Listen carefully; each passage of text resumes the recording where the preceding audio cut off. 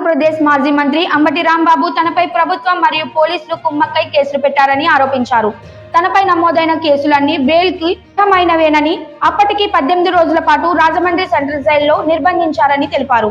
ఈ సమయంలో తనకు మద్దతుగా నిలిచిన కార్యకర్తలు, ప్రజలకు ఆయన కృతజ్ఞతలు తెలిపారు. ప్రజాస్వామ్య పరిరక్షణ కోసం తన పోరాటం కొనసాగుతోందని స్పష్టం చేశారు.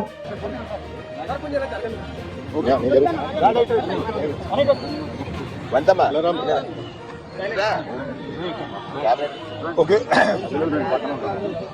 సంతోషం. వెళ్ళేటప్పుడు సంతోషమే, వచ్చేటప్పుడు సంతోషమే. ఎందుకంటే 18 రోజుల పాటు ఆల్ ఆర్ బెయిలబుల్ కేసెస్ 18 రోజుల పాటు సెంట్రల్ ప్రిజన్లో ఉండవలసిన పరిస్థితి ఏర్పడింది. దీనికి కారణం ఈ ప్రభుత్వం, పోలీసులు కుమ్మక్కై చేసినటువంటి సంఘటనలు. నేను చాలా వివరంగా గుంటూరు వెళ్ళిన తర్వాత మళ్ళీ మాట్లాడతాను. నేను అందరికీ ఈ సందర్భంగా నా ధన్యవాదాలు తెలియజేస్తున్నాను.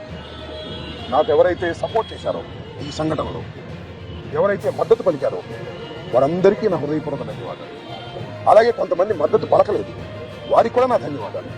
వారు ఏమన్నారంటే పెద్ద మాట అన్నారు, దానికి కూడా నేను గుంటూరుతో సమాధానం చెప్తా. అదేమన్నారంటే అసహ్యంగా మాట్లాడితే దాడులు చేయరా. అసహ్యంగా మాట్లాడితే దాడులు చేయదలుచుకుంటే ఎంతమంది మీద చేయాలి? అసహ్యంగా మాట్లాడే వాళ్ళ మీద. అది ఒక అంశం. వాళ్ళకు కూడా నేను రేపు నా సమాధానాన్ని తప్పనిసరిగా చెప్తాను. 18 రోజులు నన్ను జైల్లో పెడితే నేను భయపడతాననుకున్నారేమో. భయపడే ప్రశ్న ఈ అంబటి రాంబాబుకు ఉద్భవించదని మనవి చేస్తున్నాను.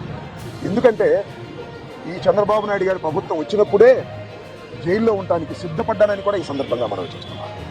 నన్ను హింసించాలని, నన్ను జైల్లో పెట్టాలని చంద్రబాబు, లోకేష్ ఎప్పటి నుంచో ప్రయత్నం చేస్తున్నారు. ప్రజాస్వామ్యబద్ధంగా కూల్చేంత వరకు ఈ పోరాటం ఆగదు. ఎన్నిసార్లు జైల్లో పెట్టినా వెనక్కు వెళ్లే ప్రశ్న లేదు. అన్యాయంగా, అక్రమంగా జైల్లో పెట్టారు.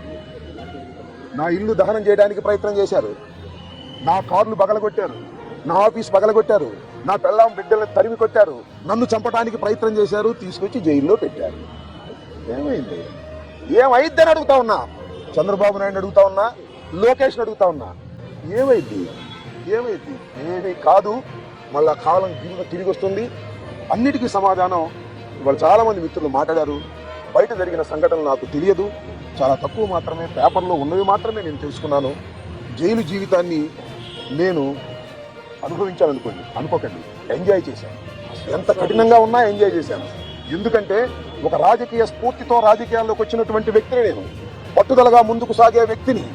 జైల్లో పెడితే భయపడిపోయే వ్యక్తిని అంతకంటే కాదు, మరింత ధైర్యంగా పోరాట పటిమతో ముందుకు వెళ్ళేటటువంటి వ్యక్తిని కూడా మనవి చేస్తున్నాను. ఎప్పుడు ఎక్కడ తప్పు చేయలేదు. పొరపాటు మాట్లాడితే వెంటనే పశ్చాత్తాపానికి మించిన ప్రాయచిత్తం లేదంటారే, మరి ఏమిటి? ఎంతమంది పశ్చాత్తాపడ్డారు? నేను తప్ప ఎవరైనా పశ్చాత్తాపడ్డారా అని అడుగుతా ఉన్నా. సరే, ఏది ఏమైనా టైం విల్ డిసైడ్. ఒకటి మాత్రం నేను చెప్పదలుచుకున్నాను. నాకు ఈ సందర్భంగా సపోర్ట్ చేసినటువంటి వారందరికీ కూడా పేరు పేరున నా హృదయపూర్వక నమస్కారాలు, ధన్యవాదాలు. నా పార్టీ కాని వారు కూడా నన్ను సపోర్ట్ చేశారు. దాడులు చేయటం తప్పు అన్నారు, దాడులు అన్యాయం అన్నారు. ఒకవేళ తప్పు మాట్లాడితే కేసు పెట్టి లోపల పెట్టాలి కదా. ఇంటి మీద దాడి ఏంటి అన్నారు. దాడి చేసిన వాళ్ళకి బెయిల్ వచ్చింది. దాడి చేయించుకున్న నాకు 18 రోజుల తర్వాత బెయిల్ వచ్చింది. ఏం చేయగలిగారు? ఏం చేస్తారు?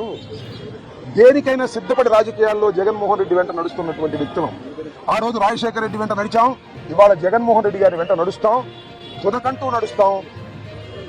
ఒందిలో ప్రాణం ఉన్నంత వరకు జగన్ వెంట నడుస్తాం.